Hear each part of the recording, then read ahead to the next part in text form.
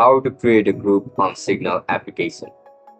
Are you guys facing issues to create a group on Signal app? If that's so, then this video might help you. Without further ado, let's get started. To create a group on Signal, open the app and log in into your account with your registered email and password. After you get logged in, tap the pencil icon in the top right corner. From the list of options, select New Group. Now choose the contact you want to add to group by tapping their names. Then tap the arrow icon for Next. Enter a group name if you want and add a group photo to personalize it. To create your new Signal group is now ready. You can start setting, share medias, and even make calls, all protected with end-to-end encryptions. And if you are not sure how to complete any of these steps, make sure to check out our other videos on this channel for full guidance. And that's it guys, that's how you're going to create group on Signal.